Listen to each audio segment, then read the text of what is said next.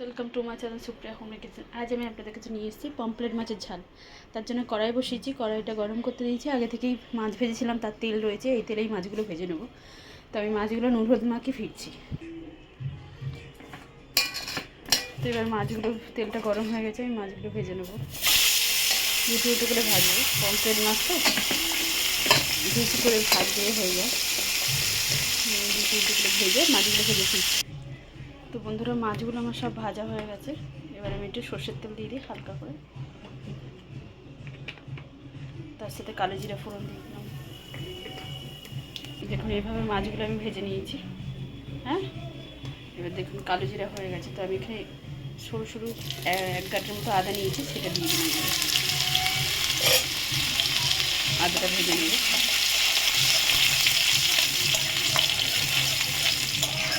আদার ফ্লেভারটা রান্নায় খুব সুন্দর আসে। একটা শুকনো লঙ্কা দিয়ে দিলাম।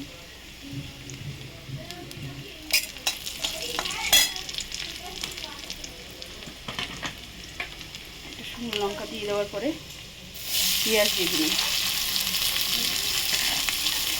পেঁয়াজ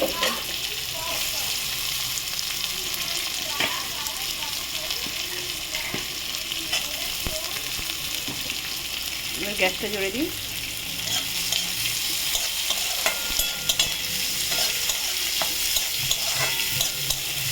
পেঁয়াজটা বাদামি কালার ভেজে ফিরছি। এবার আমার পেঁয়াজটা ভাজা হয়ে গেছে, তো আমি একটা ছোট্ট টমেটো দিয়ে দেবো।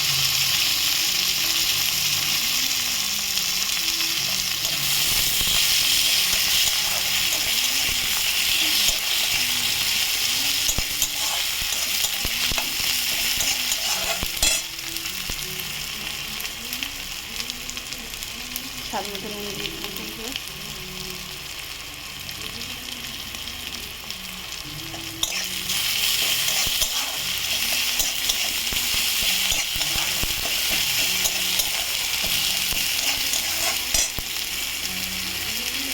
এর মধ্যে ধনে গুঁড়ো, হলুদ গুঁড়ো আর লঙ্কার গুঁড়ো দিয়ে দিই।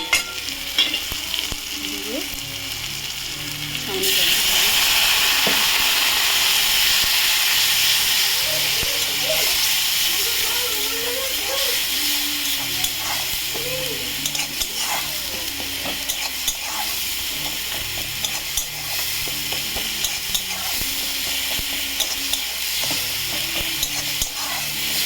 গ্যাসটা আসতে দিই, মশলাটা পুড়ে যাবে না স্যার। তো দেখুন বন্ধুরা, মশলা থেকে তেল ছেড়ে দিয়েছে।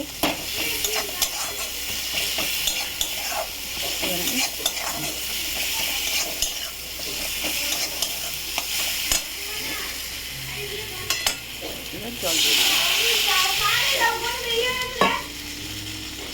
জলটা ফুটলে ঠিক। দেখুন বন্ধুরা, আমার ঝোলটা ফুটে গেছে। আমি এখানে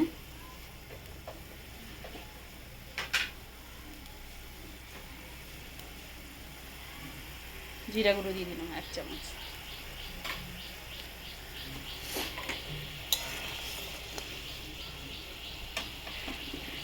ভেজে রাখা মাছটাও দিয়ে দিলাম।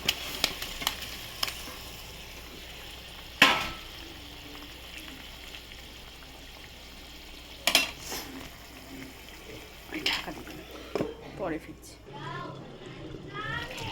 তো দেখুন বন্ধুরা, আমার রান্নাটা প্রায় হয়ে গেছে। আমার কাছে ধনে পাতা নেই পরিষ্কার করে। ধনে পাতা থাকলে আমার নষ্ট হয়ে যায়।